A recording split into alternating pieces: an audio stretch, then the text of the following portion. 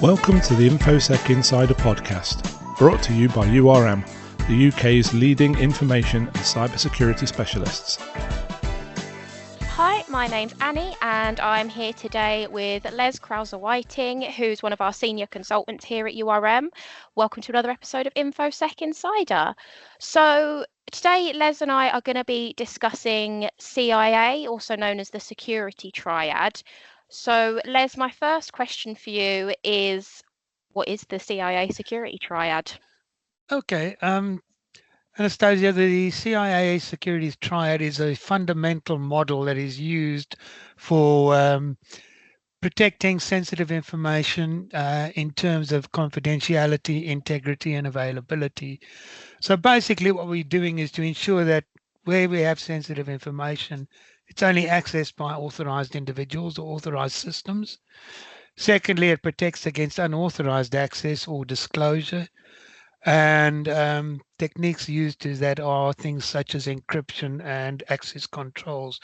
From an integrity perspective, you need to ensure that the information is both accurate and unaltered. In other words, you can trust it. It's protected against modification, it's protected against deletion, and it's trustworthy. And lastly, in terms of methods used for ensuring integrity, we have things such as checksums, hashing, and digital signatures and that sort of thing.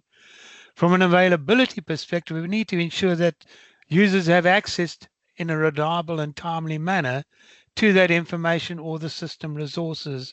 And as a result of that, we need to ensure that the information and the systems supporting it are protected against unnecessary disruptions, systems failures, cyber attacks, and also resource shortages in terms of personnel to help support the environment, etc. Together, they are used to guide development, assessment, and security policies and technologies used across organizations to ensure that the business operations can continue in a stable, secure, and available environment. So how does that tie into something like ISO 27001? Would these principles help you meet the requirements of the standard? Very much so. They are an integral part of ISO 27001. The actual standard itself specifies and states that protecting sensitive information from unauthorized access is a core requirement. Again, as part of ISO 27001, you are required to do a risk assessment. And basically, the risk assessment is based around the ISO 31000 type of environment, which then ensures that you are considering confidentiality, integrity, and availability as an integral part of ensuring the security of your business environment and the information assets that support it. So as a result, you have the Annex A objectives and controls that are defining there, and they actually provide a lot of support for the CIA aspects of ISO 27001. The actual standard also then helps provide guidance in terms of developing procedures, policies, and ensuring that people with the relevant competence are in positions of responsibility for ensuring that the CIA principles are implemented, operated, and adhered to within an organization. A key aspect, obviously, is the competence and awareness side of things in terms of the requirements for CIA within ISO 27001. So as a result of that, you are in a position to ensure that the business is operated in a secure and confidential and available environment. Again, from a technology perspective, if you're looking at things like cloud environments provided by people like Microsoft Azure and AWS, they are all certified to ISO 31000, ISO 27001, and they deliver a security model, if I can put it that way, which guarantees a certain level of protection for the environment in which you're operating within their particular aspects. Do you think you could maybe share some real world examples of when something's gone wrong with the CIA of information and the consequences that came from this? Yeah, there are any number of examples that have hit the public domain. Probably the most recent one that we're aware of was the CrowdStrike one from an integrity and availability perspective, where CrowdStrike did an update to their Falcon tool that is installed on the Windows environment across multiple organizations globally, without actually necessarily checking that it didn't impact the operation of core procedures and processes in the Windows environment.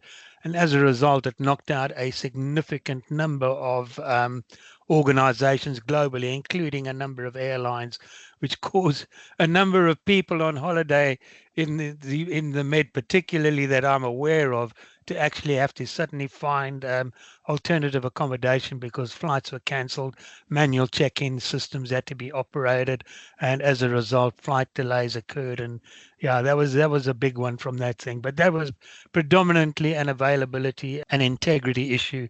CrowdStrike did get a fix out pretty quickly. However, obviously there was significant reputational damage as a result of that. Another one you might remember was the WannaCry ransomware attack, which was the late 2010s, if I can put it that way. One of the biggest organizations that was hit by that was the NHS. And I think one of the biggest problems there was an availability issue. A lot of the NHS stuff was compromised. From personal experience, I was working with an NHS based in Norfolk, one of the hospitals there, and they actually had a satellite hospital, which I think it was a couple of years afterwards, still had yet to recover fully from that particular attack that they suffered there. So yeah, there's any number of those things. And again, that was an availability issue. Other ones you might be aware of is the Volkswagen diesel emissions scandal, which was a software issue there. Basically, they doctored software. In other words, the integrity of the software was suspect. They doctored it so that when you took it in to do an emissions test for an MOT, the software detected that it was being tested, and as a result, automatically adjusted the emissions to demonstrate that it was within the spec as required by the tester or the MOT, if I can put it that way. Whereas in normal operation, it was actually emitting a hell of a lot more emissions than was actually permitted in those circumstances. So again, there are consequences there. For Volkswagen, it cost them, they had put aside over 33 billion globally to satisfy claims. I was one of those. And again, they did issue a software update, which all VW owners at that time took their vehicles in to get the software, how can I say, made right. Yes. So, those are the kind of things that can occur. There are other ones, such as Equifax had a data breach, which again was a confidentiality issue. 147 million people were potentially affected globally by the data breach. Again, it was a vulnerability to an Apache software operation that hadn't been applied. And as a result, there was a loss of trust by consumers. Company there had to pay out over $700 million in compensation and settlements, because obviously a lot of organizations use Equifax in terms of checking out the payment side of things and all of that kind of thing. So yeah, and they were, payment details were potentially compromised for a lot of individuals in that respect. So yeah, it's not unusual. There was an Australian tools company, retailer. They had a data breach, and payment details of all their customers, etc., including credit card details, etc., had been placed onto the dark web because of a breach in ensuring things that where things hadn't been managed correctly. I think one of the key things that from this kind of situation is patch management, where you are have a technology make sure first off you patch it up to the correct spec level or the correct level of security as defined by the provider or the manufacturer. Secondly, apply the patches initially in what I call a sandbox environment to make sure they will operate correctly. As we found out with CrowdStrike, that kind of thing can fail pretty quickly. Another one is to make sure that default passwords are changed. I believe the one in Australia is a result of technology that was around there for a long time. They were older AIX IBM servers, and the default passwords were unchanged. So somebody found that, went in and started mucking around, if I can put it that way. So yeah, one has to be very diligent in terms of ensuring that the patches that you apply are clean, the integrity is not suspect, and to also close any vulnerabilities in terms of that. And that also ties in with ISO 27001, where you carry out vulnerability scans to see what aspects have not been patched, what is outstanding, and that kind of thing. One of the things with the NHS WannaCry situation that I mentioned earlier was there was an old 386 model PC or server that was being used. And because support of that from a Windows perspective had long since been withdrawn, they could not protect it up to the level that was necessary. So there was a bit of that backdoor. So again, legacy software, make damn sure that you can actually update accordingly and migrate to the latest supported level if you can. I know there are cost implications in a lot of organizations for that situation. And it's the old story, if it ain't broke, don't fix it. One has to be very careful on that type of thing because you can leave yourself exposed. I think it's definitely worth the cost if you're looking at losing Oh, 33 billion, aren't you?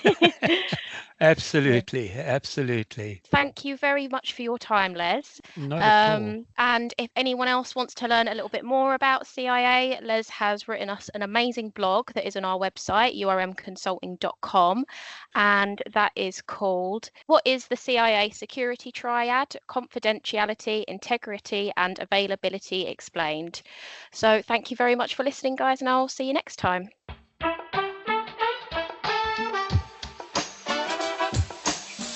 If you've enjoyed this podcast, we would really appreciate it if you could spare a moment to leave a rating or review at ratethispodcast.com/InfoSec Insider.